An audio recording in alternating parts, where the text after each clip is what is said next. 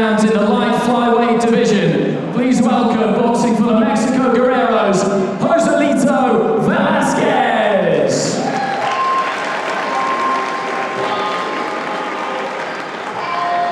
The 22-year-old Joselito Velasquez has crammed a lot of experience into a short space of time, and he's been active already in season 5 of the WSB. He lost his very first bout 12 months ago and went on to win 6 on the bounce, and then won his quarter-final bout to boot as well. He has got so much talent, and what a young fighter he is, making his way to the ring. I'll tell you what, Richie, this is quite a tough opener for Galal Yafai this evening. Very tough contest indeed for Yafai. He is a talented boxer though, as Steve Bunter said, one of the 3 brothers. But this kid, Velasquez, very unlucky not to qualify for Rio 2016 in last year's WSB, because he had 7 contests and won 6. And to not qualify, having that type of a record in this tournament, then it's incredible really. He should have gone through, but nevertheless a very skillful boxer indeed, very strong, and his style seems to be suited to the 5 3-minute rounds, so it's going to be a tough night for young Galal. And representing the British Lionhearts, Galal Yafai. Latest off the family production line, that's Galal Yafai, the 23-year-old younger brother of Gamal and Cal, both medalists as elite seniors and now both unbeaten professionals as well. It's taken him a while to decide which sport he wanted to dedicate himself to. Both his brothers are ringside this evening as well to lend their support. What an opportunity for him, Richie, making his debut tonight. Yeah, tremendous opportunity for young Galal, and he is a skillful kid. He's just been brought into the podium squad literally only the last couple of months or so, and he's taken to it like a duck to water. He enjoys the training on a daily basis, trains hard, always in good condition, and obviously from the family of the 2 brothers that he's got, it's a boxing family through and through, and he's a winner. I mean, he won gold at the box side 2 weeks ago, so he's in good condition and he's in good form.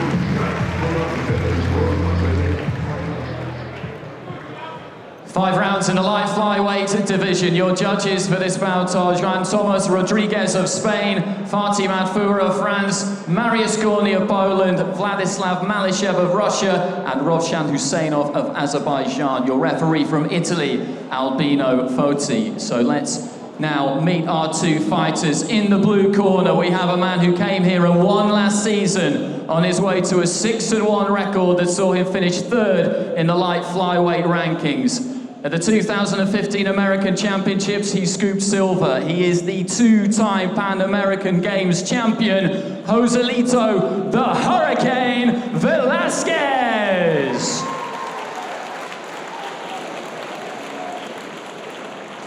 And across the ring in the red corner, representing the British Lionhearts, making his World Series of Boxing debut. He won bronze at the 2015 Rio Test event, gold in the recent Boskai Cup, the youngest of 3 boxing brothers from Birmingham, Galal Yafai! Our fighters will now come to the center of the ring to receive their final instructions. Gentlemen, no need, no holding, no lobby, okay? Good luck. 5 3-minute rounds in the light flyweight division. Yafai against Velasquez is going to kickstart proceedings at the famous old York Hall in Bethnal Green in London's East End. A debut for Yafai. Velasquez, who beat Harvey Horn on this very night last year when the sides met in the WSB. Horn, of course, vying for Olympic places alongside Yafai. Yeah, indeed. I mean, it's a good division to be in terms of the competition in the squad. Galal and Harvey Horn are battling away, and they're pushing each other. They spar regularly, and they're really competitive spars. As you can see, Galal is a very skillful southpaw, as is Harvey Horn. So it's good competition, it's healthy competition within the squad. And Galal, he's getting off to a good start here. Nice boxing.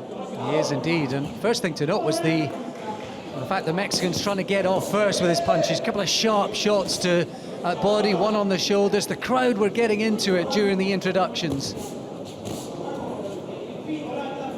We know from last year, Velasquez, he's a bit of a power puncher, this kid. Likes to work downstairs as he's targeting the body of Galal Yafai coming forward. There's that right hook, left hook combination. So Galal early on will look, hopefully then to box at distance, just keep a gap between himself and his opponent and work with the jab and just try and pick him off a little bit. Doesn't need to be standing toe-to-toe with this fella. Yeah, that's some movement. There was a lovely body shot there from Yafai. Maybe he's just starting to warm into it. He wouldn't be human if there weren't a few nerves on this first experience in the WSB.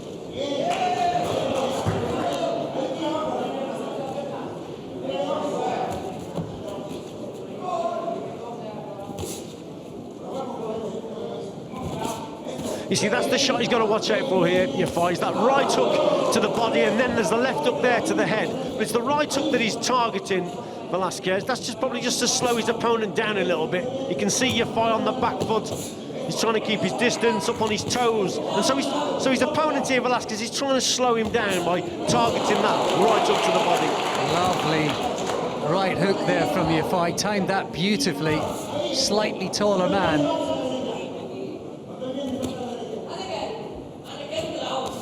Trying to get his punches off first. Now Yafai's warming up. So that's a nice counter punch left hand, and again there, he's just got to be a little bit more accurate with it. But he's making his opponent lead off, and then he's going back. Typical counter punching southpaw style, Yafai, but that's not too bad. But what he doesn't want to be doing here, Alex, is leaning in. After he's landed the shot, he doesn't want to be leaning in, because that's when Velasquez will look to counter with those powerful shots. Just a little guilty of those hands slightly too low when he's not punching. Oh, lovely 1-2 from Yafai. Perhaps the cleanest, best punches, but he takes one back. And again from Velasquez. He's got to keep his chin down a little bit. It was a good move, though, as you said. It was a left to the body, and then he switched with that. The right to the body with the left to the head. Good opening first round. They both had their moments. Nice start to the evening.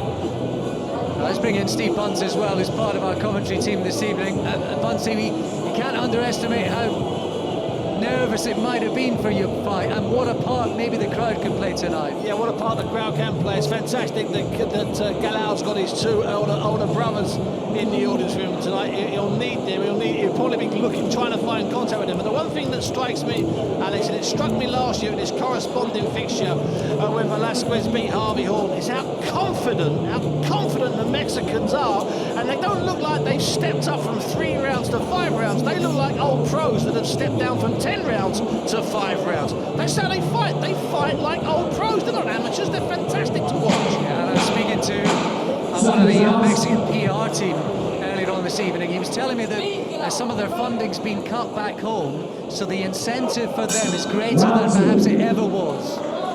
Real carrot dangling. Rio places are so significant, more so than ever before for this Mexican boxing squad. They've been in London since Monday, training at the gym in the hotel, and they have been brimming with confidence. And as we saw in the scorecards, Richie, the judges were pleased with the work of Velasquez in that opening round. I didn't think there was a lot in the round, but Velasquez did land some good shots early on, fresh to the body, and there's that left hook again. So Yafai's got his work cut out here, and we knew he had, but he can't afford to make mistakes. Leaning forward after he's landed his own shots, he's walking onto left hook, so he's got to keep his punches straight and keep a bit of a distance between himself and his opponent here. He certainly looks focused and confident enough, Yafai, and he's up against a guy with so much experience. He got on a real good run in season 5, and he beat some notable names. He took some huge scalps along the way. He actually beat Arguelagos, who won the World Championship in Doha back in October, on that run of success his last term. You see, that's good stuff from Yafai there. Lovely straight punches, keeping his distance. So a bit of movement is in order here as well. 1, 2, 3 shots, then move the feet, coming at a different angle, but keep that gap at all costs. Because this fella's a power puncher, especially at mid and short range. He's dangerous in close quarters. better from your fight. Can he keep moving his feet, stay out of range once he's got the punches off?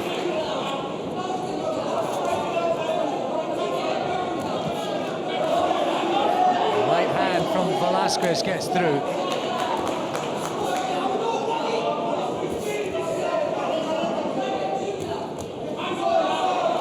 Again, that's nice boxing there from Yafai, and he's keeping that gap. Lovely little short right uppercut on the inside. Velasquez, he felt that. Something's wrong here for Velasquez. Has he been given a count? He is by the referee. I think it's his shoulder or his elbow or his forearm. There's something wrong with his right arm, Alex. He's hurt himself. I think it's more than just the shot. Yes, the shoulder. Unfortunately, he's been injured. Velasquez. That's a real blow to the Mexicans, but what a start and what a debut from Yafai. Yeah, they're putting the shoulder back in. It's the right shoulder blade. It's come out. He's dislocated his shoulder, Alex. We were ringside. We saw that last year with poor Terry Flanagan and his opponent Zepeda. The exact same things happened there, and that was an injury. And I'm not going to say it's good that the guy's injured himself, but he was just moving into a very dangerous lead there. I thought he was catching Galal at will. He's dislocated his right shoulder.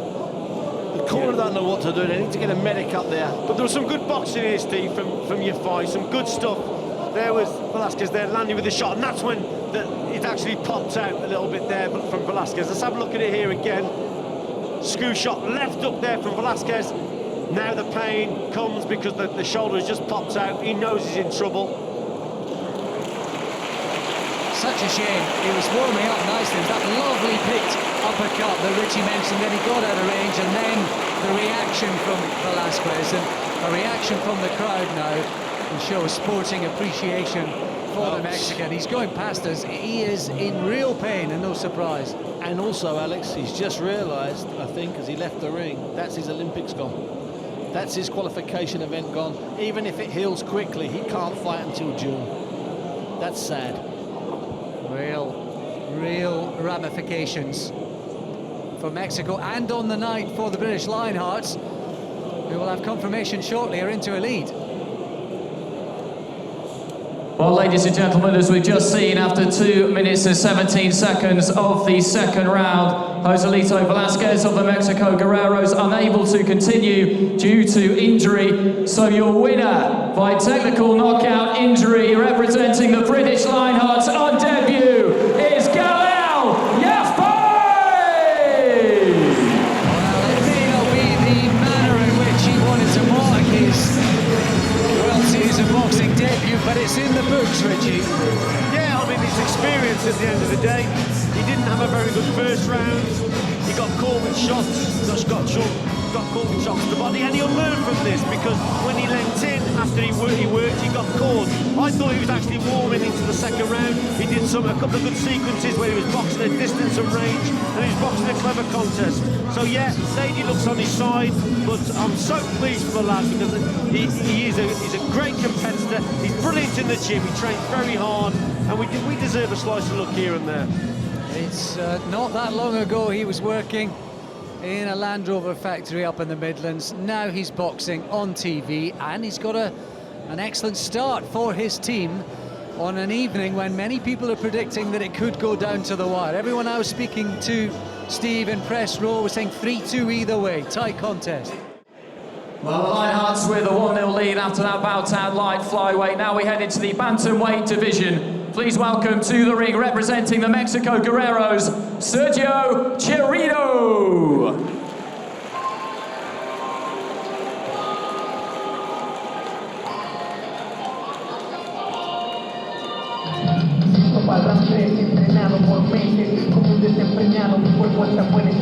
Of his bouts in season 5, but he's a dual national champion, and it'd be interesting to see how he takes to the competition, particularly in a venue like this against a guy in Kes Ashfaq who's very much fired up for the occasion. Well, he won his bout earlier in the year, didn't he, against the Moroccans, so he's had one bout in WSB so far this season. He's a Pan American silver medalist in 2014, and he had 3 WSB bouts last year, but he lost all 3, so he's experienced in terms of going over 5 3-minute rounds. But yeah, he's got to respond for his team. And now please put your hands together for the British Lionhearts fighter, Kes Ashfaq.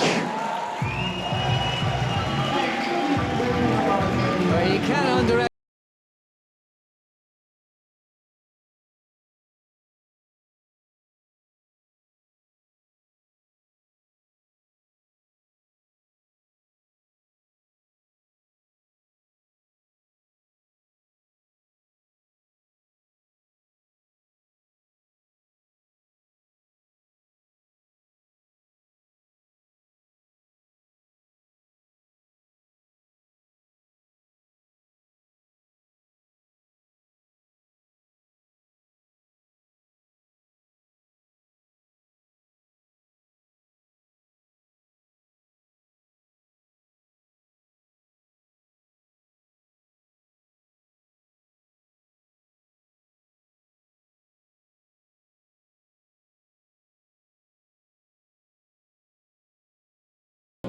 So 5 3-minute rounds in the bantamweight division. Your judges for this bout are Albino Fotti of Italy, Joan Thomas Rodriguez of Spain, Marius Gorny of Poland, Vladislav Malyshev of Russia, and Fatih Madfour of France. Your referee from Azerbaijan is Rovshan Husanov.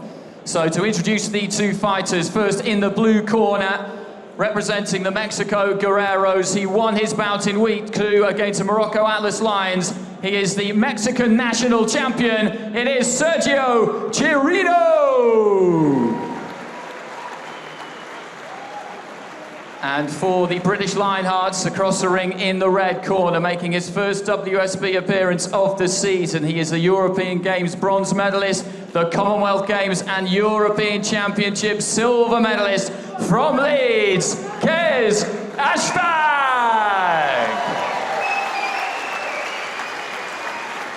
Our referee will now call the fighters to the centre of the ring for final instructions. Listen to me. No low blow. No holding. Head up, okay?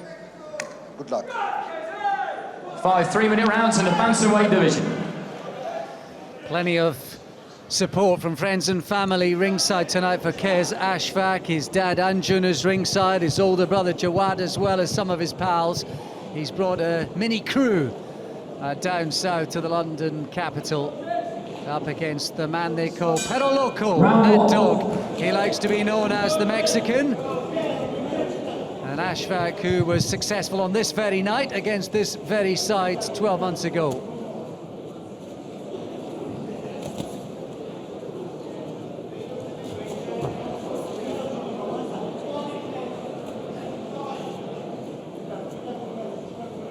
Already Ashfaq landing with an early punch. The Mexicans will know all about Kes Ashfaq, obviously from last year. And I think his opponent here, Chirino, he's just sitting back a bit. He's got the height and reach over Ashfaq, but there, Ashfaq demonstrating good skills there, fast feet in and out. And I think he'll be using his jab and then just sitting back a little bit, and hopefully Chirino will come over that front foot. Chirino just made a mistake there. He just switched from orthodox to southpaw and sort of got caught on the switch. So he's got to watch out for that. But Ashfaq, as I say, he'll probably sit back and try and bring his opponent over his front foot so he can counter-punch him. He's already timing him beautifully, Ashfaq. He's landed with a couple of sharp punches. And Chirino's sort of languid style, not finding its way just yet.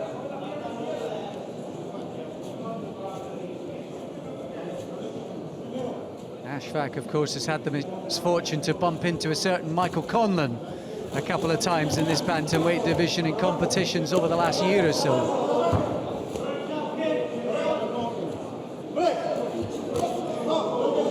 Well, the referee did say break, and then there was a cheeky left hook from Chirino. And not much of a telling off either, was it? So he got away with that one.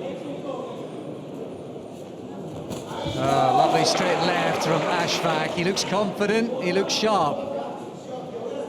Yeah, I think the key to his success at this stage, Ashfaq, is the fast feet in and out. If you look at Chirino, he's fairly slow on his feet. He's got that height and reach, but he's not making it pay. Oh, that was a good shot. I think Ashfaq was perhaps caught off balance, slightly unawares too. He managed to keep his footing. He almost stumbled onto his back. It would have been ruled as a knockdown too.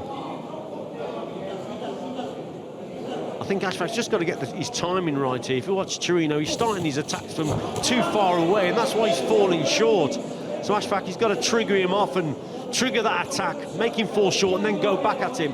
Chirino a little bit too slow on his feet. You watch when he attacks, he's too far out.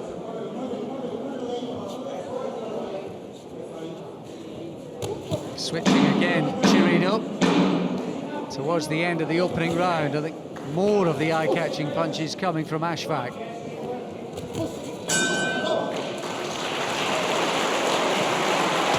crowd liked the start of that one.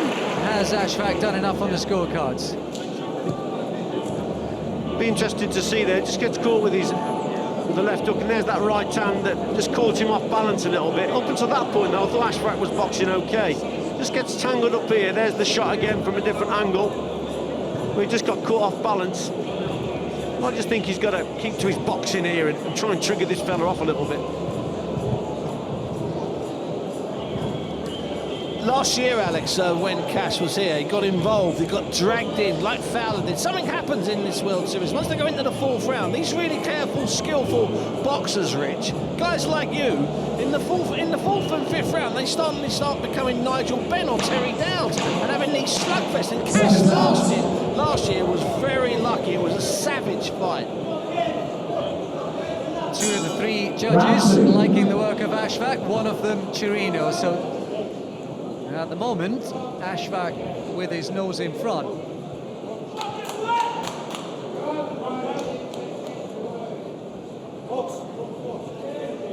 Just a slight break while they were pulling the corner seat of Ashfaq just beyond the ring ropes, and we can carry on into the second.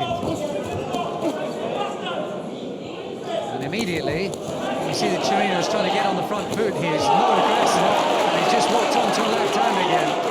Yeah, nice 1-2 though there from Ashfaq. That was good. He's boxing well at distance, you see. That's what he's trying to do now. He's trying to draw his opponent forward. That's why he's just waiting a little bit. And you've got to use your jab, and you've got to try and bring him on. He just gets caught with the right hand there. But the key to the success here is going to be the speed, in and out with the feet, and bring this fella in. He's quite slow with his feet here, Chirino. And actually, it's the second time he's sort of got caught on the way out, Ashfaq, with that right hand. Just a bit of a standoff.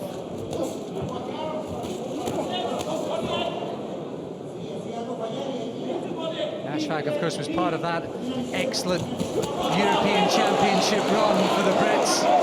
5, of course, of the 10 weights getting to the European finals.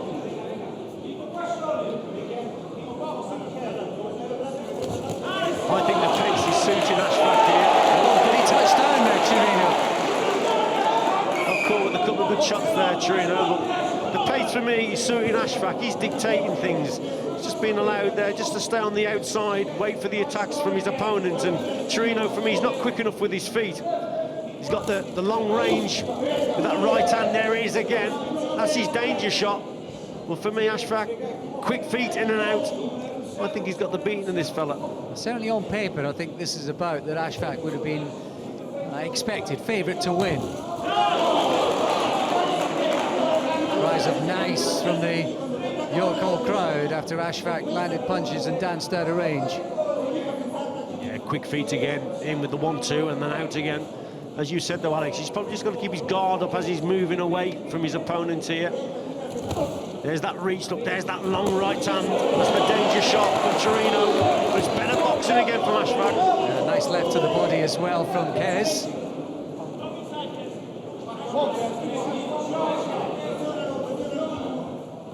Because he's got Peter McGrail in this division as well. McGrail was so unlucky to bump into, I think, potentially one of the stars of this season's WSB, and that the American Shakur Stevenson, who's a real talent at 56 k. That was lovely then by Ashfaq. Brought his opponent onto the shot and then just literally hit him to the side there. Again, Ashfaq dictating the pace. This has been a good round for the British lineup. That was much better defence as well. He was managing to avoid punches, and it was his footwork that did it for him.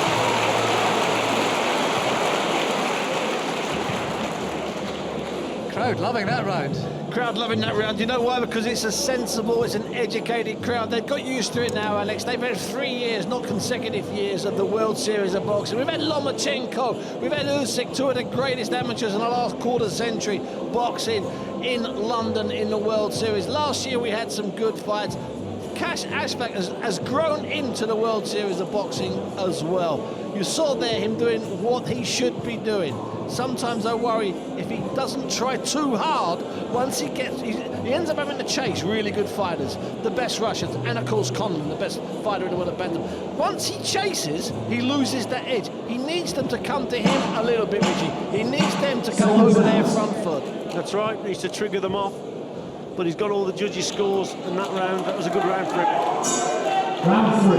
Yes, a more dominant round in the end, certainly through the last minute of it for Kez Ashfaq, who takes a lead into round 3.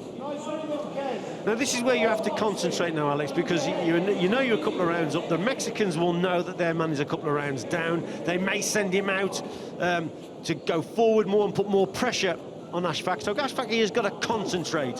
This is a contest that he can win. He doesn't need to get involved with this guy. Just box him at range, trigger him off, catch him as he's coming in, and then keep your distance with him.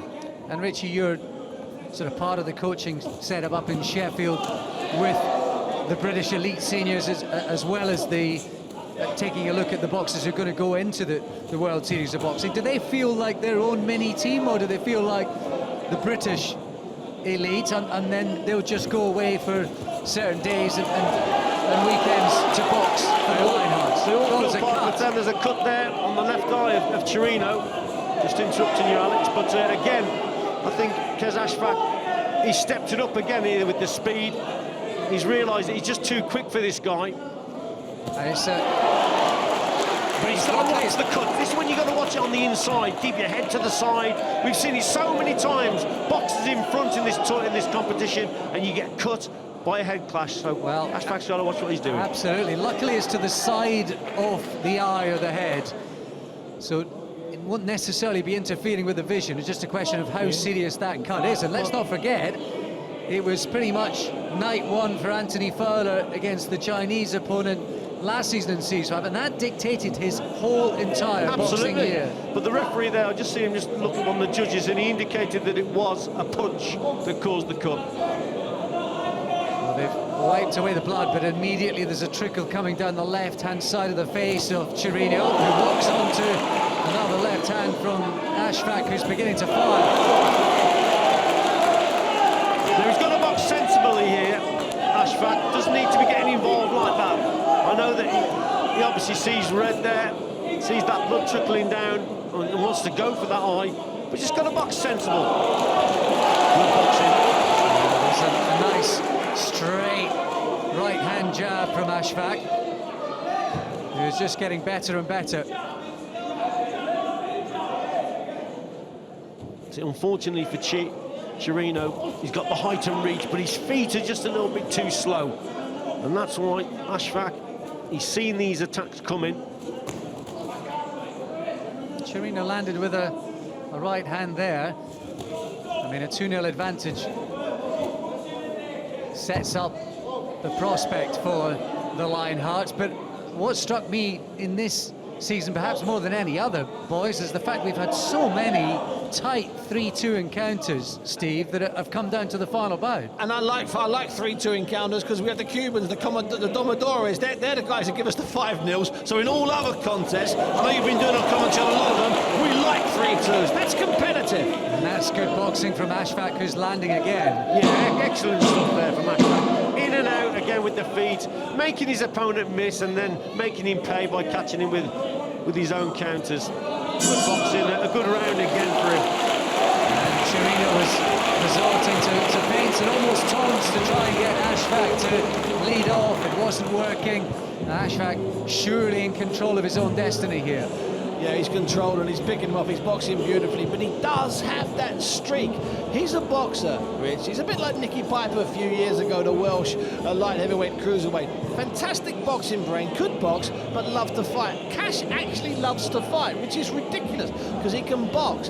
What's interesting, you picked up something, you know when he was cut, when Curio was cut, Ashfaq's head that was leaning towards him, where he could actually take a retaliatory. But I'm amazed sometimes, especially the amount of ex-professionals that are involved in Sheffield. You see Robert McGregor, you don't get these guys to turn their heads away. The Cubans turn their heads straight away. Get your head away so you cannot get an accidental butt on your own eyebrow during a clinch. It's a simple rule. Somehow our guys don't do it. We're too nice. Round 4. Well, Ashfaq's shown enough of a streak in this one so far. He's landed plenty of leather on Sergio Chirino. It's not done and dusted yet, is it? There's 2 more rounds. Paul Walmsley in that corner, good, experienced GB coach, and Gary Hale also. They'll be telling him just stick to the boxing, don't get involved. This is good stuff. He's in and out with the feet. That's what they'll be telling him, but it's not done yet. And also, that's what I loved. First of all, Pat McCormack, when he was out in America, when he fought Gary Russell, that 5th round was like an exclamation mark. He went out there, he had the contest pretty much in his favour. He went out there to make a statement, and Fraser Clark did the same the other week. And that's terrific, especially in that 5th round of McCormack against Russell. Bear in mind, that's the American #1, Alex. That's not just an American from the rotors, from the squad system. No rotation in the American squad. Those are the #1s. Those are the Olympic-bound boys. So that's what we want to see from Ashfaq as Chirino slips to the canvas. The referee was alert to that. Well, just earlier on in the round here, Alex, Chirino just showed that he's still in it, he's still dangerous with the right hand, and mainly because Ashfaq came forward to, look, there again, that's a mistake. He's got to watch what he's doing there. His feet crossed, he got away with it, but this is when he could walk onto a right hand. He's got to try and bring Chirino, like he has been doing all these contests, over his front foot, rather than walking forward. And as I say that, he landed a couple of good shots. It's that fine balance, isn't it, of technique, discipline, but appetite, energy. You've got to get the whole mix together, particularly at this sort of rarefied level.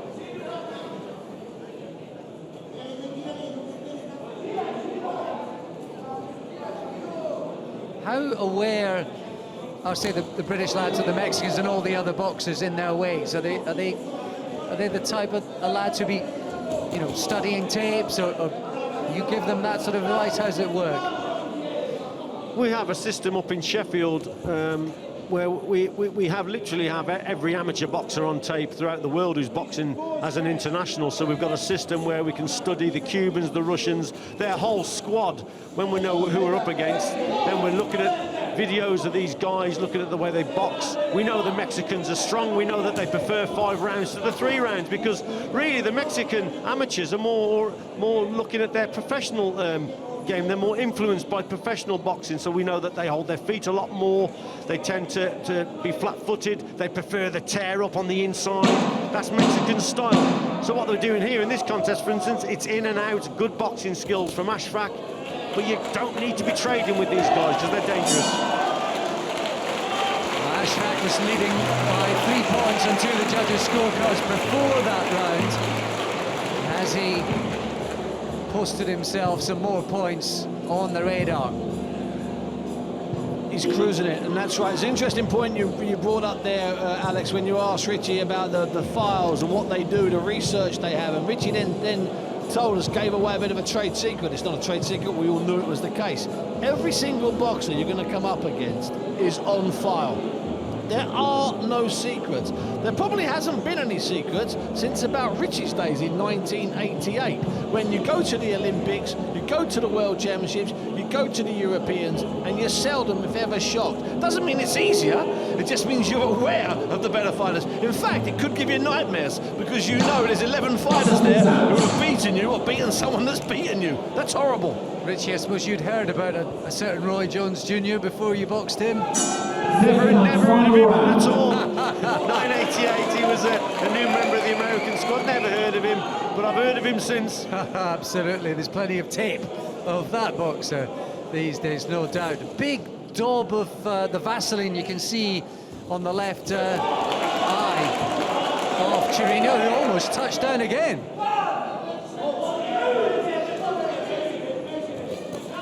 Oh, lovely left hand from Ashfaq. Speed of hand, speed of foot there from Ashfaq. Again, no boxing from the outside, picking his opportunities and his moments to step into that danger zone, landing 2 or 3 shots, then he's out back on the outside again. And I suppose I asked you, how much do you take a look in the setup of other boxers? How much do you go back, say Kez, will he go back and look at his own bout, say this evening, and see what he did well and the things he needs to improve on? After every tournament, we have a debrief with every boxer that has boxed in that tournament. They have a debrief where it could be an hour, it could be 2 hours, where he's sitting with one of our coaches, and we're literally going through every contest that he's had in that tournament, where he went wrong, what he did right. We assess it, we break it down, and then we work on it in the training camp. So it's a very professional setup indeed.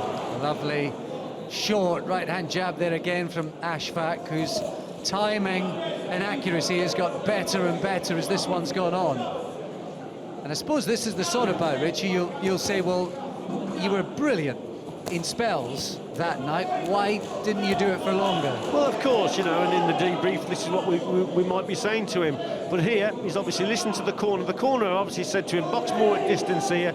You got this kid's number, in and out fast with the feet, but, you know, just watch it on the inside, because he is still dangerous. But for me, Ashfaq, he's probably cruising now, to be quite honest, but there's 5 rounds in this fight. This is the last round. He's just got to see it out now. Here's the final minute as well. He was 40-36, just walked onto a right hand there, Ashfaq, as if to underline what Richie was saying, but he was 40-36 on 2 of the judges' scorecards going into this final round, and we are inside the final minute.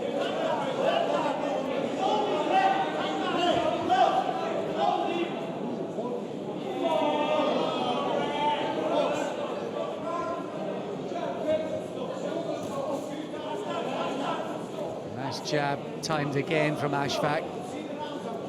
Blood smeared down the left-hand side of the face of the Mexican. I think where Chirino's gone round here, Alex, throughout this contest, he's waited far too long. He's waited for his opponent to come in, and he just hasn't had the speed to react to Ashfaq's darting in and out attacks. But because Ashfaq has controlled the pace, that's where I think the victory has come. Chirino's lost his footing a couple of times tonight. He did so again there, but that'll be that. I think all round, an excellent performance from Ashfaq. He was particularly good in phases there, and there'll be moments of that fight that were as close to as good as it gets from him. I think in that last round, Steve, he made it very, very easy for himself, didn't he? In and out with the boxing, didn't get hit, and yet he scored well. What he did there was what he should have done last year, and what he's doing. We forget he's only a baby, he's a relative baby. He's had 2 or 3 good years now at this level. He's improving every single year. Sadly, so are the guys who are his main rivals. But what we saw there was a really mature performance, because he does get involved too often. We saw a little bit of it, I think, in the second round. In the 4th and the 5th, which I classify as the crucial rounds in the World Series of Boxing, Richie. Those are the really important 6 minutes. In those rounds, he did fantastic, and you could see his frustration. Chirino, he wanted a tear up, he needed a tear up. As you said, they're fairly flat-footed. They come to have a fight, and as I said earlier on about the first guy, Velasquez, it looks like they've come down from doing 10 and 12 round fights and had to adjust to drop down to 5 instead of stepping up from 3 to 5. Great performance in absolute stark contrast to the Nobbins war he had in this ring last February, which he won, but boy oh boy, I think he was cut, he was bruised. I think he had to have I think he missed the next round of the World Series of Boxing. Not this year. This year's important, Alex. Yeah, Brian Gonzalez, that was in season 5. Here in season 6, it could just be, well, it surely is, confirmation that he's given the Lionhearts a 2-0 lead on the night. Well, ladies and gentlemen, after 5 rounds, we go to the judges' scorecards, where we have a unanimous decision. 2 judges scored about 50 points to 45, the other by 49 points to 46, all in favour of the winner. From the red corner, representing the British Lionhearts, Kez Ashfaq. Yes, Ashfaq dominates each and every round on 2 of the judges' scorecards. He extends his WSB record to a winning record. and he opens his account for the new season. More important than that, perhaps, it's 2-0 to the Lionhearts on the night. 2-0 on the night, cruising towards 3-0 overall in the opener of what has been so far a fantastic season. Halfway through we'll be at the end of this evening with just 2 home fixtures and 1 away fixture to go. Could we be 3-0 up after 3? Could we do what the Cubans do? Well, could we go all the way through unbeaten? 6 and zipperoonie. Having taken a 2-0 lead, please, first of all, welcome to the ring, boxing for the Mexico Guerreros, Raul Curiel.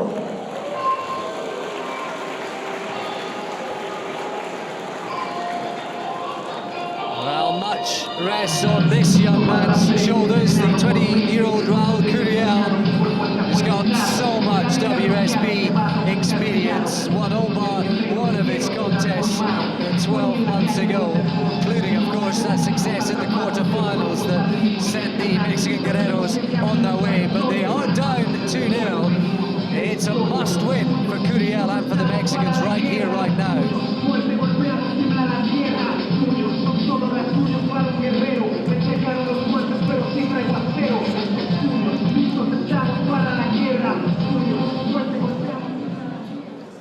And boxing for the British Lionhearts, let's hear it for Pat McCormack. One of the 2 boxing brothers who've already won in the WSB Season 6, the 20-year-old Pat McCormack, who is cheered on tonight by a real crew of his Birtley Boxing Club teammates. They've made the journey down from Tyne and Weir to support him this evening. The way he's been boxing though, Richie, I'm not sure he needs that much support. He's on fire right now, McCormack. He's on fire, he's in good form, very fit at the moment, and he spars tremendously well. Some great spars with Sam Maxwell, obviously at 64 kg also, so we've got healthy competition in this weight category. But yeah, he's in good form and performed exceptionally well over in America in his first WSB of the season.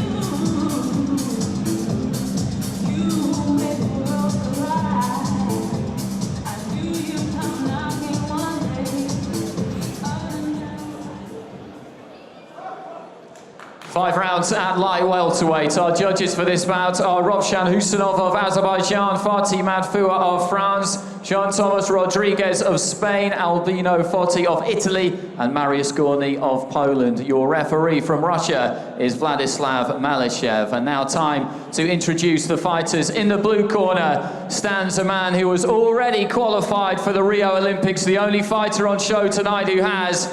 He finished 2nd in the individual rankings last season and won here at your call. He won by TKO against Morocco in week 2. He is the Mexican champion. It's Raul "Cougar" Curiel. And in the red corner, he also scored an impressive victory in week 2 in Miami. He is the European Championship silver medalist, the reigning English champion from Birtley Boxing Club. It's Pat McCormack. The referee will now issue his final instructions. Head up, no low blow, no holding. 5 rounds at light welterweight. Here we go then. This could be an absolute cracker. McCormack, who's flying right now. Curiel, who beat Maxwell in this fixture last season. He beat Donetsev, the Russian world champion, who was crowned top of the world back in October in Doha. Well, this is a spicy encounter, to say the very least.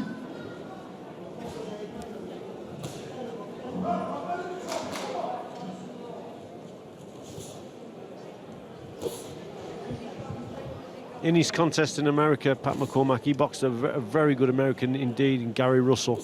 It was a tremendous contest, a very strong southpaw. And his right hand in particular on that night was superb, and he started well here again. Nice sharp boxing, there's that right hand and the left that shoots out from McCormack. Lovely sharp stuff from the British Lionheart. He's boxing with a great deal of confidence, there's no doubt about that, McCormack. And it looks as though he's one of those boxers that's use the success he's enjoyed over the last year and a half to his advantage. It's not always a platform, it doesn't always act as a springboard. It certainly has for him.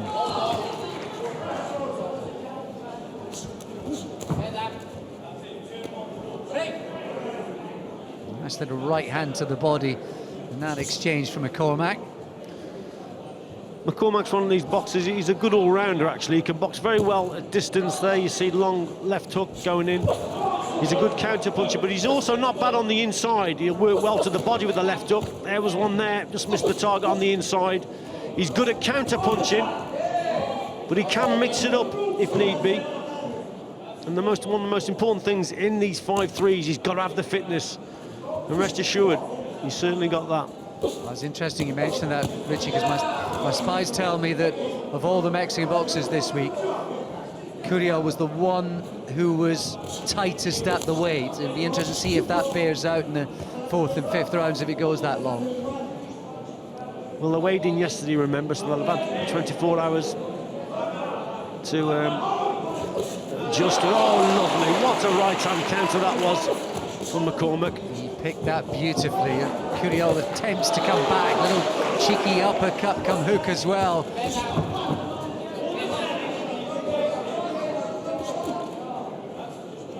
This is a classy matchup. Well, Curiel is finding out that if he stays at distance, he's starting to get caught. Look at that for a right-hand counter. That's at long range, you see. So Curiel, he knows that he's got to come forward, close the gap down, get closer to McCormack, but he's getting caught while he's doing that. McCormack danced away and then was behind him before he knew what was going on, and he looked over the ropes sort of in our direction, Curiel. There's a frustrated look on his face. Typical Mexican, close, in at close range, dangerous with those hooks. Look at that front hook there, missing the target, swinging wildly the straighter, more direct punches from McCormack. Good round for Pat McCormack.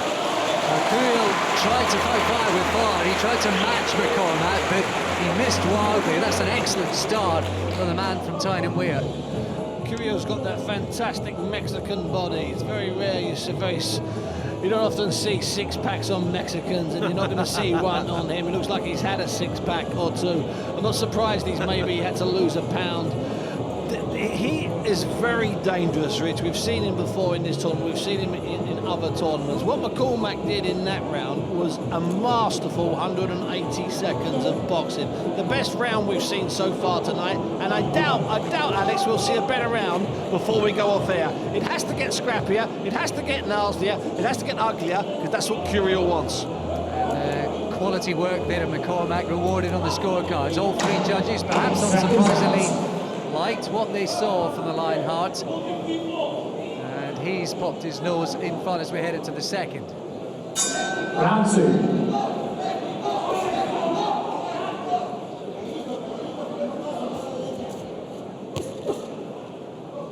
We mentioned it early on about the fact that friends and family perhaps for rare opportunity to see their loved ones in action. And Pat's mum Michelle is ringside tonight watching her boy, and he's doing her proud so far. So he's dangerous, Curiel, but one of the mistakes he was making in the opening round was his left jab was far too slow. So when he throws out that left jab, you see McCormack's got very good reactions, and he's got a great straight right-hand counter. Just getting a bit of a telling off from the referee there, saying he's pulling the head down of his opponent. But if Curiel, if he throws out that jab, he's got to throw it out quicker, because McCormack's very quick with the right-hand counter. But already, though, you can see that Curiel wants it in at close quarters, and he's dangerous up close. I'll tell you what, Richie, that's the second or third time that McCormack has picked that sort of right uppercut come hook. He has picked that one beautifully so far tonight. But at the same time, Alex here, he's got to concentrate. This kid, as Steve said, typical Mexican, he's strong, he's tough, he's prepared to take a shot, to land a shot. But boxing skills, no doubt, with McCormack, but he's just got to keep it going. You can see that Curiel's trying to be more aggressive on the front foot. He is applying pressure. So far, McCormack, his footwork and his timing is dealing with all of that.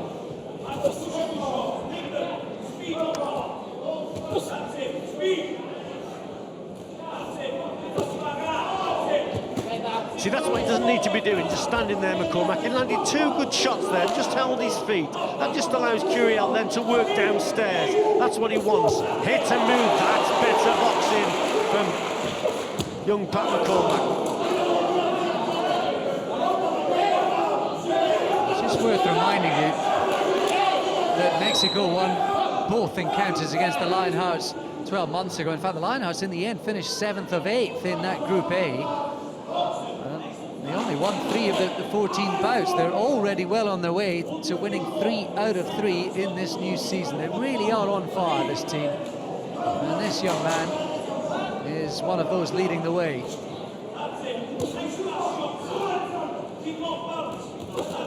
That's better, you see, keeping his opponent off balance there with 2 or 3 good shots. You just heard someone from the crowd say it, certainly knows their boxing, says keep him off balance, keep him at range. Every time he goes to set for an attack, that jab, straight right hand comes out. There you go again. There's that right uppercut again from McCormack, and applause ringing around the famous York Hall.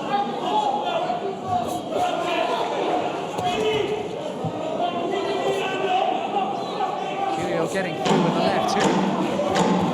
Been rare successes though from the Mexican in this round. Oh, another left hook for Curiel. He landed with a couple there, but he was outpunched for most of that round. It's taking its toll. It's hard to be this good against a Mexican who is this good. You saw McCormack there, one of the slowest walk back to his corner I've ever seen of a man that's won a round. Generally the men that win rounds get back quick. It's the losers that take an awful long time. Curiel just getting a little bit closer. McCormack having to really fight. You get the feeling, Rich, that he's having to react that much quicker now. Curiel's closed the gap, got a bit closer, and what's more, Curiel looks like he's happy to take a couple, to land a couple. He's going to close the gap again, then we're going to go into that crucial last 2 rounds. I can't stress enough, those are the rounds. McCormack is boxing out of his skin, but Curiel's closing the gap each minute. And we talked in the previous bout, Richie, didn't we, of course, about Kez Ashfaq, about maintaining that level of performance. So far tonight, that's exactly what McCormack is doing. Yeah, he's got to box clever here. He can't afford to hold his feet against this guy. He's landing with some great shots, but occasionally just switching off after he's landed the shot, and he allows this Mexican to fire downstairs with those dangerous hooks. So a little bit of movement, that's better. Then he's got to move again, you see. But he's got to keep him at distance, and especially with that right hand. Talking to right hands, he nearly got through with one of his own there, Curiel. Then there's that short right hand again from McCormack, which has been one of the money punches for him so far tonight.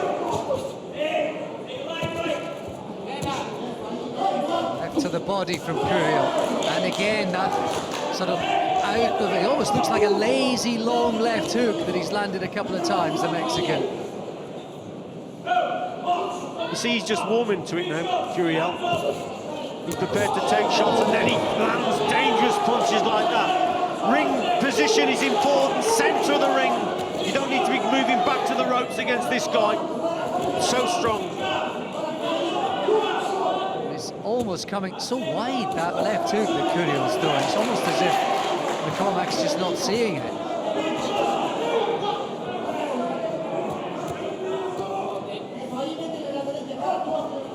A better start to this round for the Mexican, just when he needed it. Now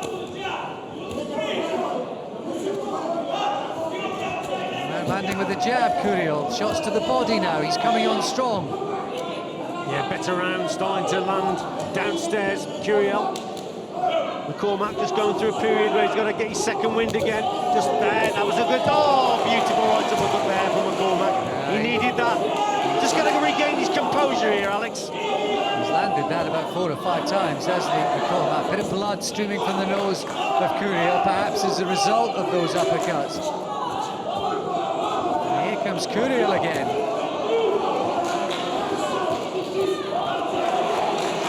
Tip for tap inside the final minute. This has been a much more competitive round. And here comes McCormack again, getting out of range, getting his shots off.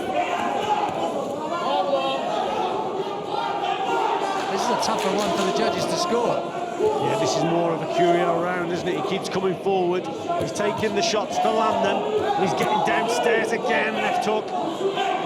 McCormack, if he can't keep his distance, he's got to get up close, just hold his opponent until the referee says stop holding, and breaks them up.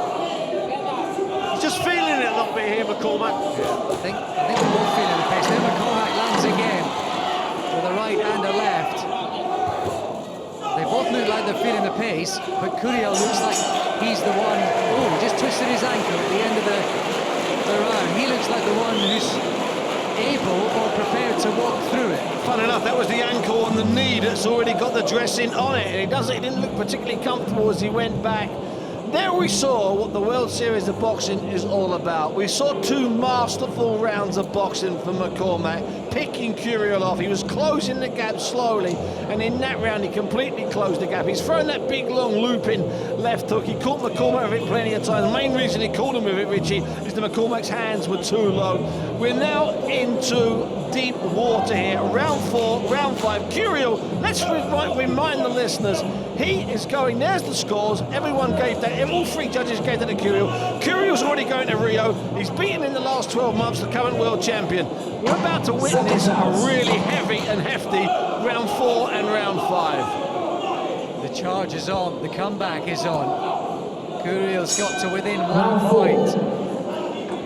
Now we move into the 4th round, the business end, the deep end, as Steve's just referred to it as.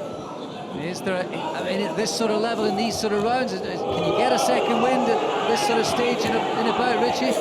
He just lost his footing again there, Curiel. This time it was his left leg. And that's the bad one, obviously, because he's got that bandage around the knee. But that's better boxing there from McCormack. And we know that the Mexicans prefer the 5 rounds, because if this is a normal Olympic contest, McCormack's won it. He won the first 2 rounds and lost the 3rd. But it's a 5-rounder. So fitness comes into it. Bottle also. Sheer will. Courage, conviction, and of course technique as well, which has stood up for McCormack so far. And now he's been pressurised like never before.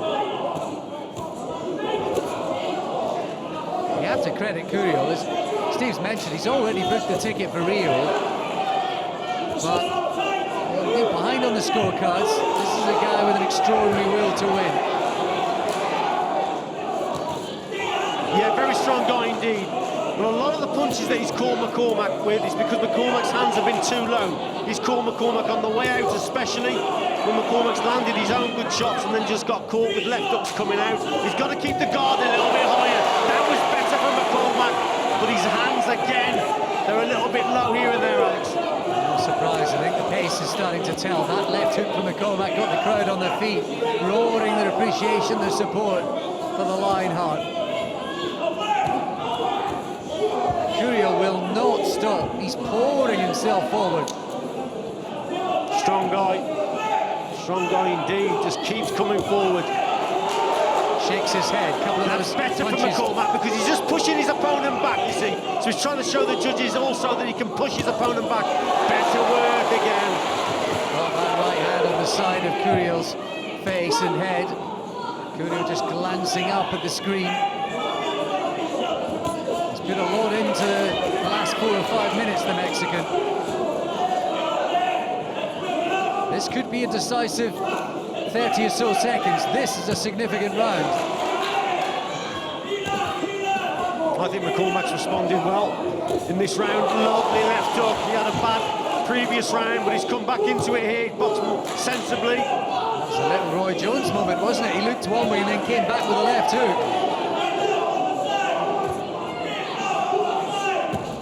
Lands again. Oh, big right hand from Curiel. And that has McCormack staggering forward and hanging on. Both landing at the end as the bell goes. Well, that was a terrific effort from McCormack. Has he been rewarded on the scorecard? How much has that taken out of him as he sags to his feet? Yeah, he won that round. It was a fantastic comeback after the previous round. What he did is he kept his hands up, he fought sharper, he fought more sensible until the last 20 seconds when it turned into a rocky moment. I'd be amazed if he doesn't get it on all 3 scorecards. But there is something about the World Series of Boxing, which is why we were reluctant to get involved, we being the GB. It's draining, it's hard. He's 20 years of age. Richie, I'm going to ask you, does he need a fight this hard at 20 years of age? He's done his 3 threes, he's beaten the guy. We're now into that second series. Yes, indeed, all three score. Does he need, I think it's hard. I think they're really hard fights for 20-year-olds. It is, at the end of the day, you're correct, but this year's special, isn't it? And these lads have got to go into this tournament to go into those 3 qualifying tournaments for the Olympic Games. Simple as that. And if you can do the 5, then the 3 perhaps becomes easier still when it gets to the very top level. Here we go then. He's cleared by 2, needs to avoid any disasters, needs to stay on his feet, needs to box well. The Brit and the Mexican is sure to leave it all on the line.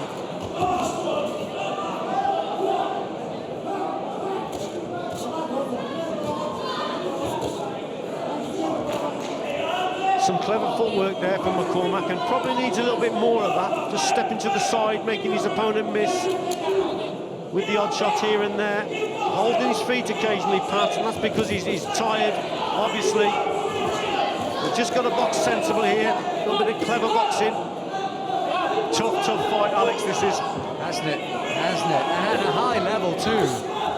Quality's been good, effort's been outstanding.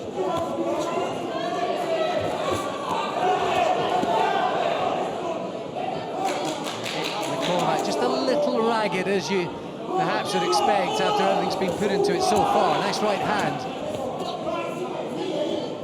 Well, there was a typical situation, wasn't it? He landed with a terrific right hand, but Curiel took it and came back with his own counter.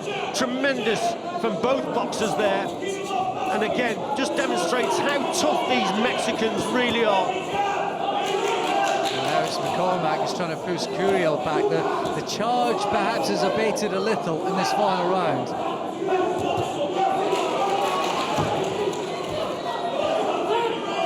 No doubt both of them feeling the pace, you can see it, and there's a minute to go.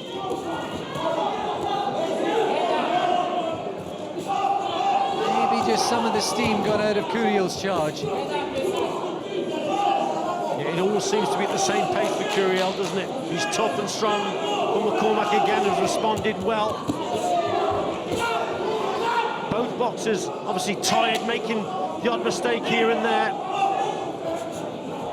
Just needs a little bit of quality now from Pat McCormack. Inside the final 40 or so seconds, that was such an effort from McCormack in the 4th round. There was a rally from Curiel, and to produce that effort when it mattered most, and perhaps he's about to put another scalp on his CV, and it is a burgeoning CV. What is that going to do for his confidence? Oh, lovely right uppercut and then left hook there from Pat McCormack. That was good. But Curiel again, look at this Mexican coming forward. He landed the left hook. That's been his punch of the night, and back came McCormack. As a look up at the big screen, have they got the clock there? Yes, they have. So you'll see there's 20 or so seconds to go, McCormack.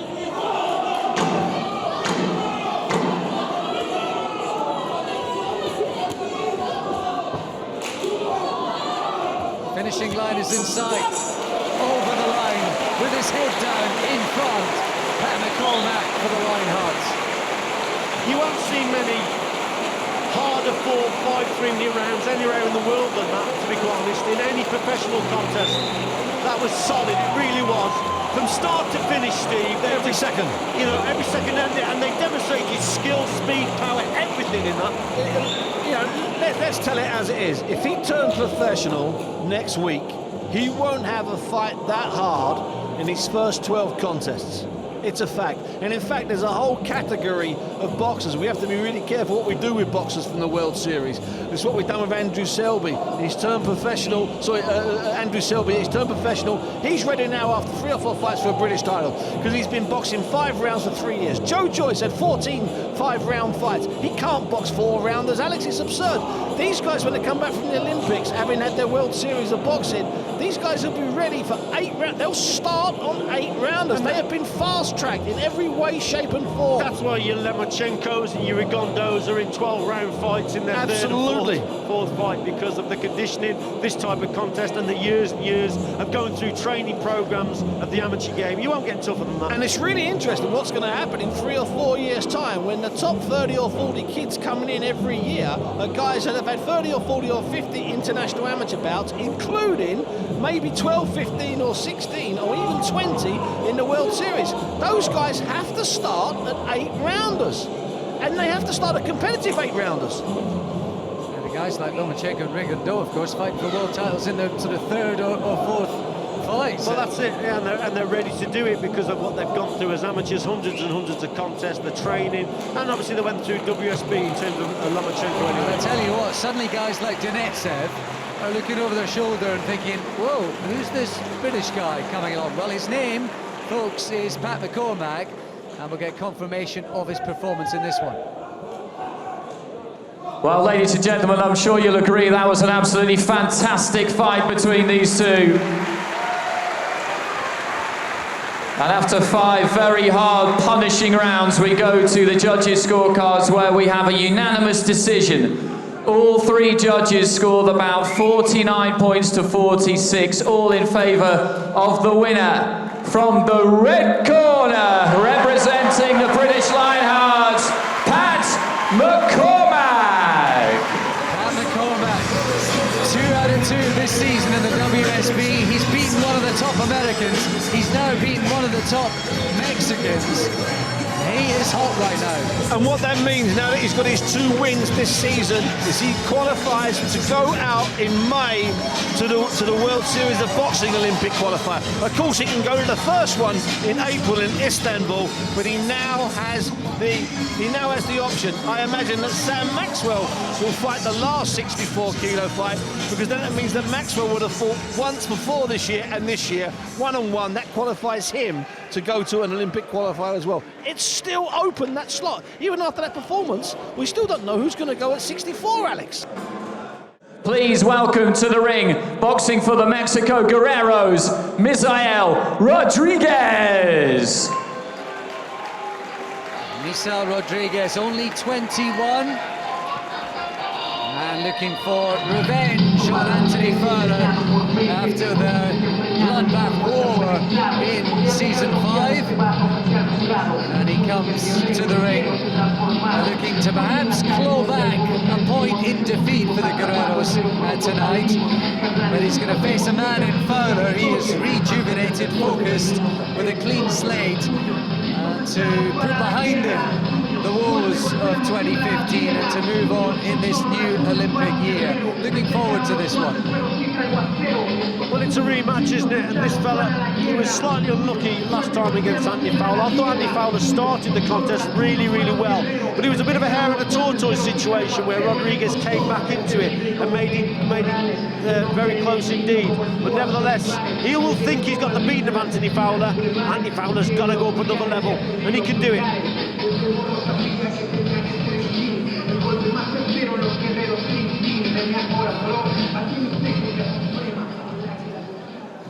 And boxing for the British Lionhearts, let's hear it for Anthony Fowler. Well, great ring walk music as well for Anthony Fowler, one of the pin-up boys of the British scene. And after a pretty disappointing year for him in 2015, he is back, free from injury. And if the talk's to be believed, Richie, he is ready to rock and roll. Indeed, I mean, it wasn't a great year for him last year. The previous year, 2014, I think was probably his best year as an amateur when he won the Commonwealth Games gold, and in particular the performance at the final when he boxed a very good Indian, Bajinder Singh, who's 3-0 as a pro now, is a very good prospect indeed. That performance for me was one of the best performances on the Commonwealth Games, because he boxed at range, he boxed to his strength, and he totally outgunned Virginia Singh for me, and it was a dangerous contest on paper, but he made it look so easy. So he can do it when he boxes to his strength, Alex, and yeah, he's coming good this year again. I think because he's so strong, I think he sometimes gets drawn in to try to outman and outfight boxers when he's got the skills to do it another way. 5 3-minute rounds in the middleweight division. Your judges for this contest: from Russia, Vladislav Malyshev; from Azerbaijan, Rovshan Husinov; from Italy, Albino Fotti; from Spain, Juan Thomas Rodriguez; and from France, Fatih Madfour. Your referee, Mariusz Gorny from Poland. So time now to introduce these two fighters who gave us such an entertaining contest 12 months ago. In the blue corner, representing the Mexico Guerreros, he won bronze last year at both the American Championships and the Pan American Games, Misael Chino Rodriguez. And across the ring in the red corner stands a boxer who won bronze at the 2013 World Championships, gold at the 2014 Commonwealth Games. It's his first WSB appearance of the season. From Liverpool, tonight it's the return of the machine, Anthony Fowler! Our referee will now issue final instructions. Gentlemen, listen to my comments. Watch your head, heads up, no holding, no low blow. Shake hands, good luck. 5 rounds in the middleweight division. Confirmation, Fowler Rodriguez. And the stats, but what are they going to say on the scorecards is the all-important factor here tonight. Deep breaths from Fowler. He looked a little nervy on his comeback, Richie. Well, he's got to follow up his teammates' wins, hasn't he? So the pressure is on him a little bit, if you like. He's got to keep it going, but he knows how to beat this guy. Certainly behind that strong left jab of his. There it goes there. But he knows all about Rodriguez. He doesn't look a boxer who's in the best of condition, looks a little bit flabby, but this kid can fight. And he's strong over the 5 rounds. He was used throughout that successful WSB campaign last term for the Mexico Guerreros.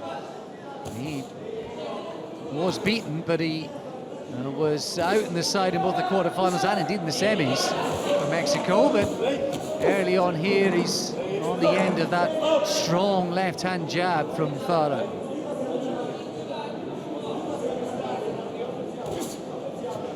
Anthony Fowler, when he gets that left jab going, that straight right hand, and he keeps his opponents at mid to long range, then he's very difficult to actually get to. You see Rodriguez already struggling to actually break the distance down, coming forward there, but just taking shots. So Fowler, for me, if you can keep him mid to long, then that's the way to box this guy. A couple of body shots in there as well from Fowler, and that's one of the real gems in a way of elite senior boxing in the WSB in recent seasons, is the fact that the head guard's off, there's plenty of body work. Nice jab there from Rodriguez as well.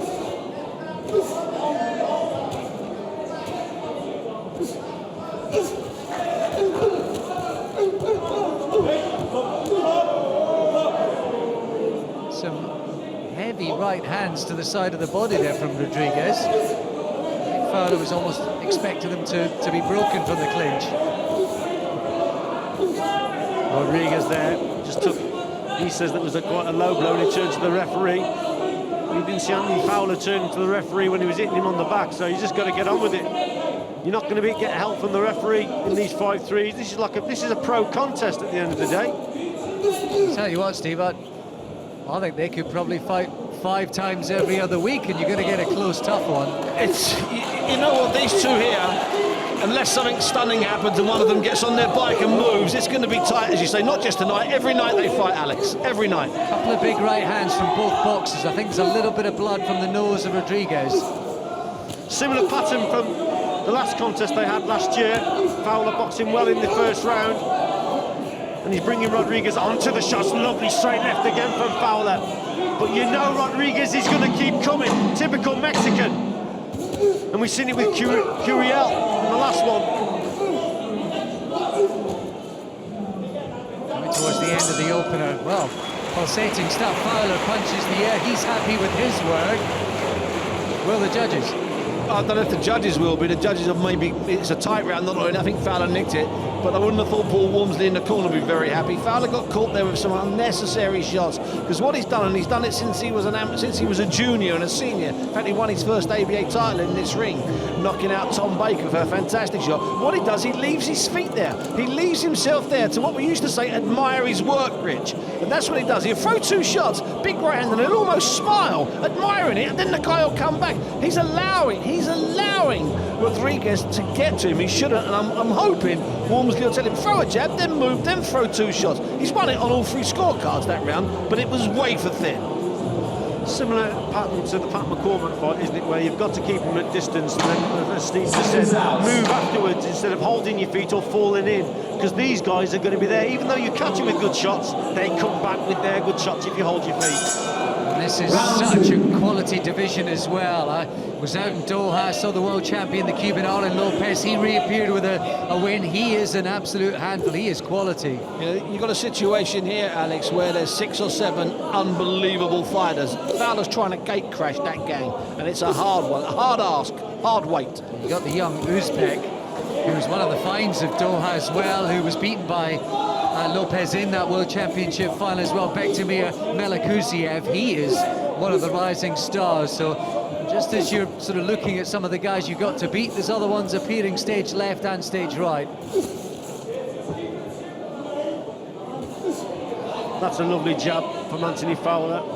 Textbook stuff, catching his opponent there, keeping him at bay. You know they're going to come forward, and he walks up to her right hand there, does Rodriguez. And again, just starting to time that Fowler and managing to avoid some of the punches in return. I think that was the sort of question we were asking ourselves at the end of that first round. Is there anything one of these boxers can do to break the template and the pattern? Lovely. That was lovely there from Anthony Fowler, 3 shots. Again though, he's boxing from the centre of the ring, which is very important. Gets caught with a couple there, does Fowler.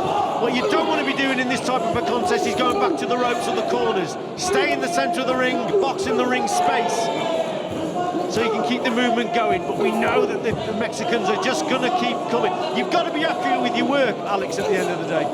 And is he just slightly guilty of holding his feet, Fowler? I think you're right. Also, if he misses with a shot, then that allows Rodriguez to come back. You've got to be accurate and sharp, hit and then move to the side. See, that's where you don't want to be going. See, Fowler comes around then.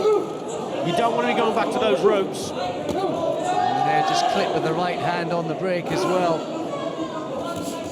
Such a good, even contest between this pair. The better qualities coming from Fowler and the sort of relentless pressure coming from Rodriguez. Nice jab that from Fowler, and then he backs away out of distance, and again. Keeping his distance, isn't he, Fowler? Boxing at range. I think he's having a good round here. Moving backwards again, just maintaining the gap. That's very, very important. Then we've got to move again. There you go, maintain that gap. There's a couple of eye-catching right hands at the start of the round for Fowler. Surely impressed the judges. We're in the closing seconds. Strong jab from Rodriguez.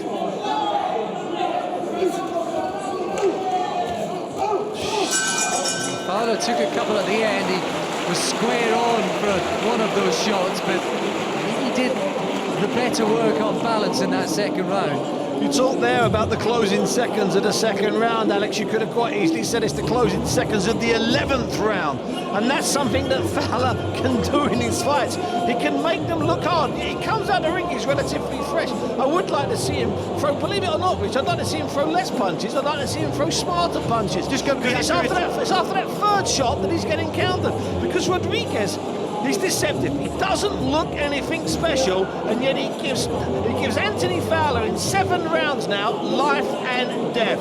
And I've seen Fowler beat better guys than Rodriguez. The boxing exhibition against Vijender Singh in Glasgow, as you pointed out, was sensational. And Alex, you've seen Vijender Singh. He can fight a bit. Absolutely unbeaten as a pro at the moment. He'll be out again soon enough. One of the judges have got this contest level. The other 2 Fowler's in front.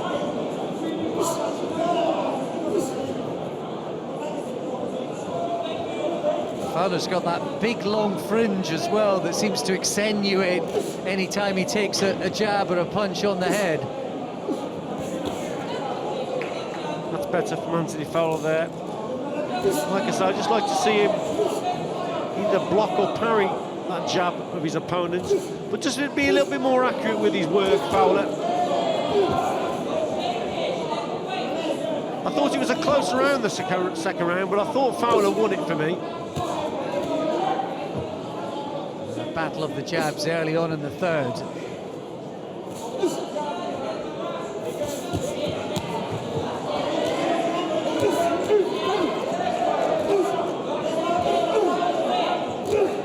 Nice right hand from Fowler.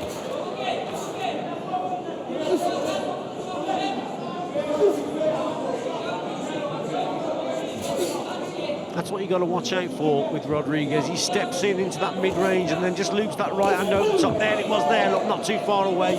And then he threw that left. But he just steps in, doesn't he? He's waiting for the jab. He'll either block it like he did there, or he'll just slip to his left and then he whips that right hand over. There it was there, look. Strong coming forward, Rodriguez. That's why Anthony Fowler has got to be accurate with that jab. It's got to hit the target. Quite clever with a couple of the counters as Rodriguez has been on his way in those exchanges, Fowler. Inside the final minute or so. As the pace just dropped a little.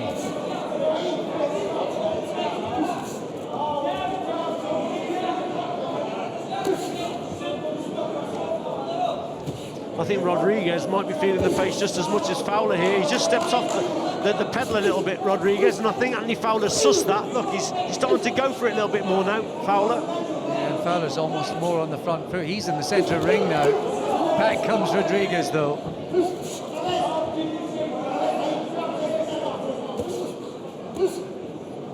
Trading jabs in the centre, 30 seconds to go. Oh, lovely jab that was from Fowler. Knocks the gum shield from his opponent's mouth. Super punch that. Fowler, I think, senses it. That he's just getting the upper hand and his opponent is just tiring a little bit. And you learn that in these type of a contest. You've got to be able to spot when your opponent's getting a little bit tired and then you pour on the pressure a little bit. Instructions being bellowed across in the red corner as well from Paul Moxley. Lovely left hook that from Fowler. Both landing though in the closing seconds of the third. And this is where he's dangerous, Rodriguez. Short and mid-range. Well, the pace had dropped, hadn't it? There's suddenly a bit of a firefight after the resumption with the gum shield knocked out. Smile from Fowler, punch to the air, he's happy. It's just 2 middleweights, 2 guys of 11 stone 6 who can hit each other all night long. 12 rounds they'd do this, they'd come back next week like they used to do in the 40s and do it for 12 rounds. It's that simple. It's almost like they take turns. It's Fowler's turn to land 1, 2, 3 shots, and then it's Rodriguez's turn to land 1, 2, 3 shots. Fowler's in front in this fight. But apart from about the opening minute in the first round, every single minute is close, just like last year. As Richie said, Alex, last year, Fowler got it, but it could have gone the other way, and there would not have been a screamer. I think, and I've seen Fowler win a lot, and I've seen him lose quite a few times. These are the hardest fights he has. These are the closest fights he has. When he loses, he loses. When he wins, he wins. When he fights this guy, he just goes in the trenches for 5 rounds. Yeah, well, extending the card analogy, this is certainly not poker, and there's no bluffing either. It's, I'll raise you, yeah, I'll raise you back again. No one's seeing anyone just yet. And how did the judges see that one on the scorecards? It was a I think another round that Fowler maybe just edged. I think he boxed very sensibly in that last round, Fowler, boxing at distance behind that jab. Seems to be catching his opponent more. That's good luck. See, right hand again, and then the left up. Lovely, just gets caught there, so he's got to quicken up that left jab, getting back to the on-guard position afterwards. Oh, big right hand from Rodriguez has got the bit between his teeth, and whether he knows that Anthony Fowler won that previous round on all of the judges' scorecards or not, Fowler's in control of the contest, but suddenly Rodriguez has come out firing and applying pressure. And this is where you can't be drawn into a toe-to-toe battle and a scrap against a guy like this. Box at range, hit and move. Fowler can do it, and this is what he's got to do to win this. You mix it on the inside with this guy, you're asking for trouble. You're bringing him into it, because that's his strength.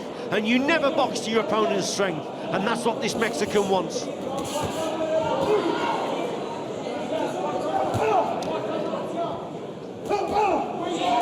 Fowler's been talking about using his boxing smarts. Now this season we're going to see a new Fowler, and you can see how he's trying to do that.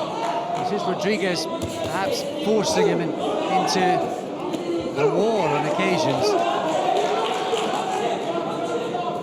Fowler needs the odd feint here and there, make his opponent lead and then come back with the counter.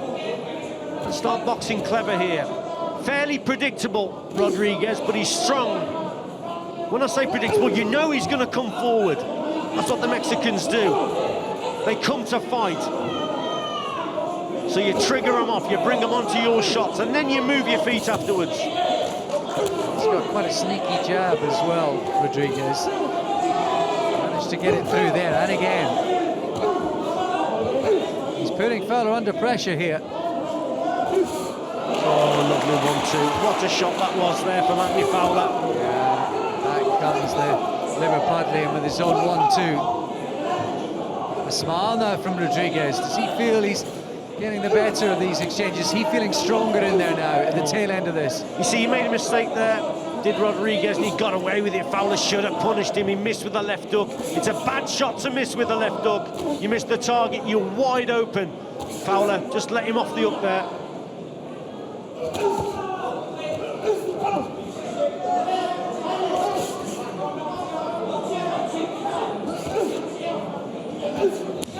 Hard fight this, really hard contest.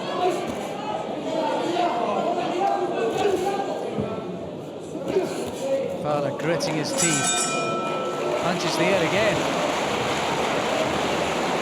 And that's a tough contest. I'll tell you what, the bath is going to be pretty inviting, that warm, hot bath later on. Warm, hot bath. I think you'd have an ice bath as well. It'd be hot, boiling hot into ice baths. It's a really interesting thing, and having watched the World Series of Boxing from the very first, from the very start, watching it online all those years ago, and the attritional fighters, they entertain. But the best fighters in the World Series of Boxing, you have to move, and you have to move a lot. You saw McCormack in the first 2 rounds, it was quality. You saw Cass Ashfaq for 5 rounds. That's how you win, that's how you succeed over 5 3-minute rounds. We look at it there, he's in front, it's not a problem. 2 of the judges gave that to him, he is in front, 40-36, 39-37, 39-37. But he's having to contest every single round. I just wonder, Rich, if there's something deceptive about Rodriguez, and he denies you that bit of space. He denies you those 6 inches to move. Because if not, Fowler's fighting his game, and that's a mistake. Well, it's extremely difficult to keep a man at bay for 5 rounds, Steve, at the end of the day, because the intensity of the contest, especially this one, this fella keeps coming. You keep hitting him with your hardest shots, and he just keeps walking forward. So that's difficult in itself. You've got to be accurate, but you've got to move your feet. You've got to be fit. You've got to be fitter than a 3-3s fighter. You've got to be fit 5-3s. It's difficult. But, you know, he's rising to it here, Anthony Fowler. And he's well in front on the scorecards. On the cusp of the start to the new season that he was looking for. But boys, he's been made to work, as Steve said, every single round competitive. Every single minute of every round is competitive. See, that's good boxing there from Fowler. 1-2, and then he's away. Then he's maintaining the gap again. That's clever boxing here, you see. He's not holding his feet. That's better. Better stuff, better work.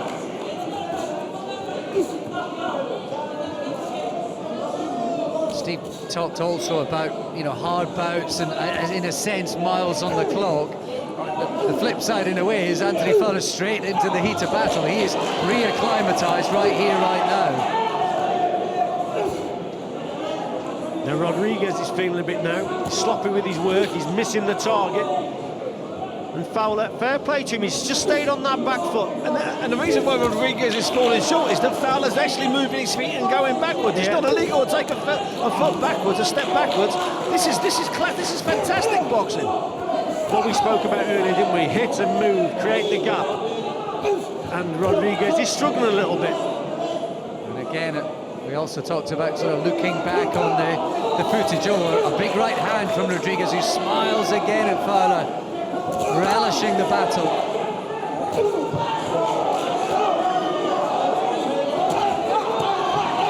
This Mexican is granite. He's a hard man. He's so tough. Yeah, he is. I mean, Fowler landed a terrific left hook to the body there. For some reason, Rodriguez, it seemed to ignite him, hasn't it? Into action. Maybe he felt he caught Fowler with a good shot.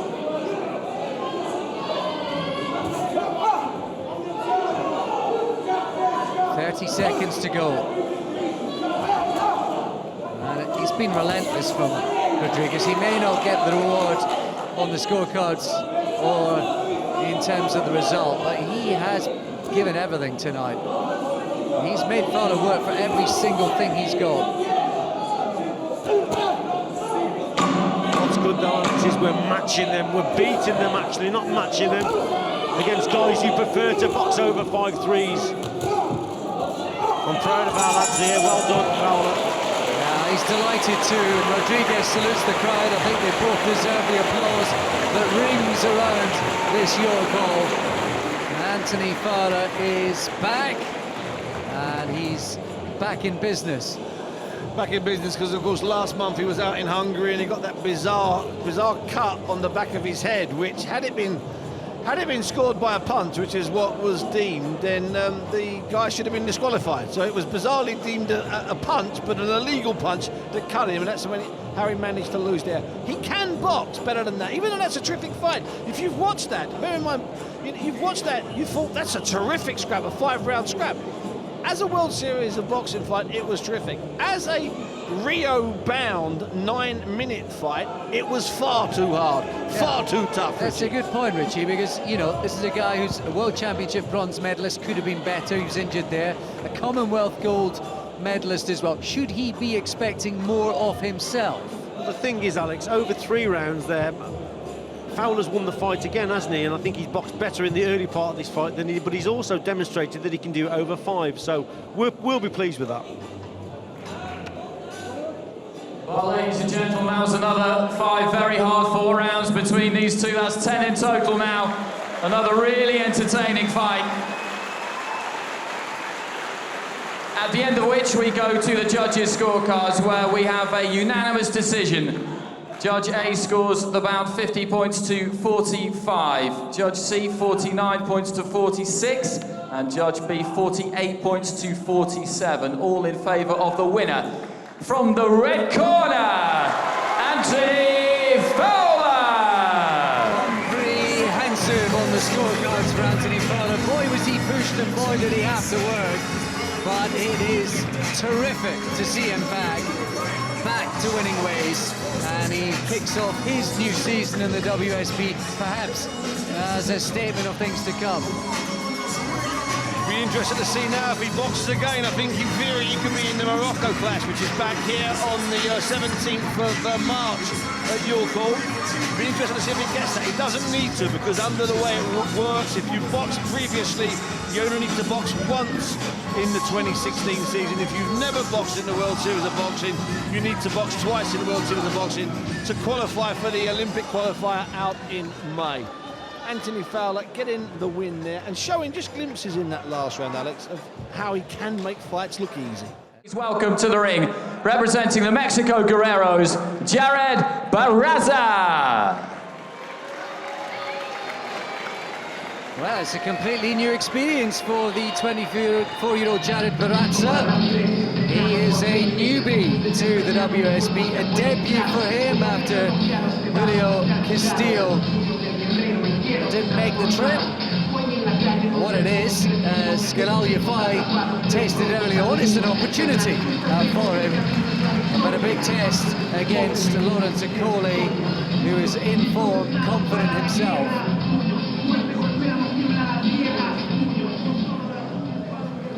And for the British Lionhearts, let's hear it for Lawrence Akoli! Yeah, cheer of the night, no surprise for the hometown hero, the local boy, Lawrence Akoli, who pretty much packed the joint himself. He'll have so many of his friends and family here tonight. He's an East London boy. We're in the heart of East London, and he's already kick-started his WSB career away from home. Now it's a homecoming for him. A homecoming, and what's more, 2 years ago when he was a big light heavyweight, a very small amateur heavyweight, he couldn't have dreamed, you couldn't have got odds, you couldn't have walked into a bookies and got odds on him entering the ring here tonight, one up in his World Series of Boxing career, and favourite, let's not hide it, to go to 2-0. It's been a rocket, an incredibly fast rise, and probably less than 20-odd contests, Richie. Incredible story, it really is, but he's been brought into the podium squad now, and he's loving the training, does some great spars with the super heavies in Joe Joyce and Fraser Clark, and he's holding his own. And you know, he's a kid who's he just draws in the information, he saps it up like a sponge. He's doing really, really well, and he's looking forward to this one, he told me. So this is our last fight of the night. 5 3-minute rounds in the heavyweight division. Your judges are Mariusz Górny from Poland, Vladislav Malishev from Russia, Rovshan Husanov of Azerbaijan, Albino Foti of Italy, and Jean-Thomas Rodriguez of Spain. Your referee from France, Fatih Madfoua. And time then to meet the fighters in the blue corner. Boxing for the Mexico Guerreros, and making his WSB debut tonight, the Mexican champion, Jared Barraza.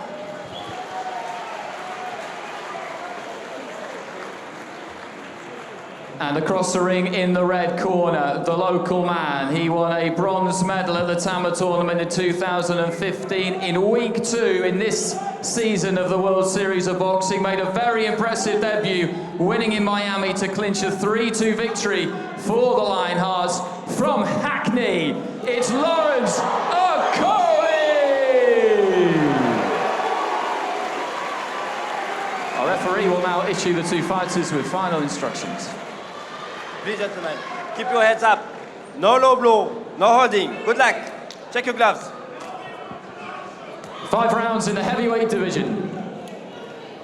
Only a year between them, 1 year and 1 win between them as well. Akoli, of course, with that decisive climax success against the Americans. What confidence he must have gained from that experience, his first in the WSB, and it appears, Richie, that he's bringing all of that into the ring tonight. Wide smiles, he held his arms aloft above Barraza as they stared each other down, and let's see what he can do tonight. He's up against a southpaw.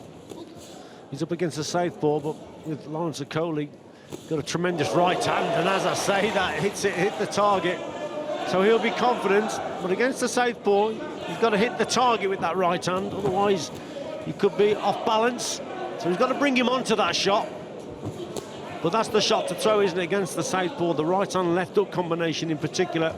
But Lawrence Akoli, he's full of confidence, he really is.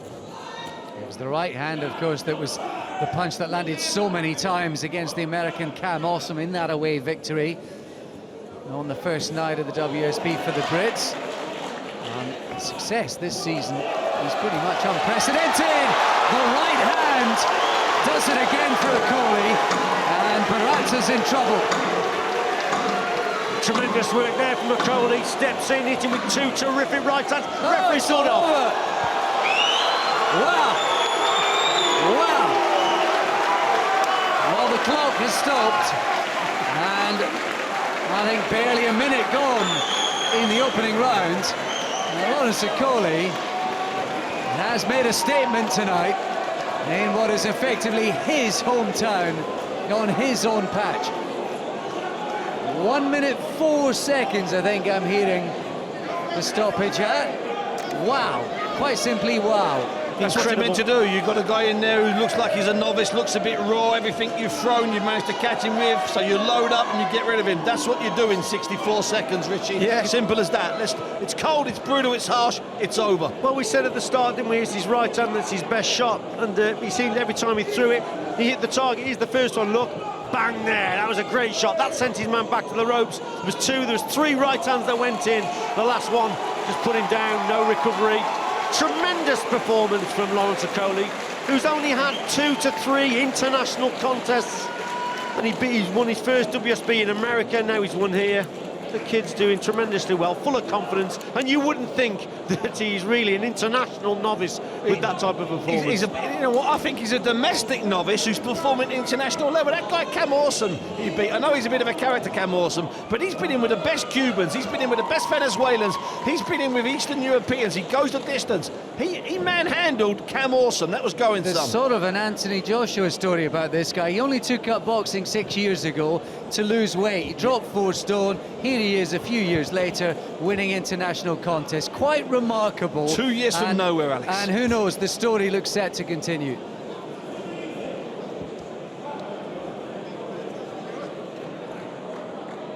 Well, ladies and gentlemen, what a way to finish the evening. After 1 minute and 4 seconds of the first round, Lawrence Okoli has stopped Jared Barata of the Mexico Guerreros and is your winner by TKO and goes to 2-0 in this season's WSB, which completes a 5-0 win for the British Lionhearts. Thank you very much for your support. We will be back here on March the 3rd and March the 17th for the subsequent home matches. Enjoy the rest of your evening. Okoli makes it 2 out of 2 in the WSB with a spectacular knockout on his homecoming. You know, the British Lionhearts only won 3 matches the whole of last season in 14 bouts. They're 3 out of 3, and get this, Richie, that's the scoreline we're used to seeing from the Cubans. 5-0 to the Lionhearts. Well, I think it was Jim, we don't have chair. It was a Cuban performance, if anything, today, wasn't it? I mean, we performed exceptionally well in heavyweight division. Some tremendous contests.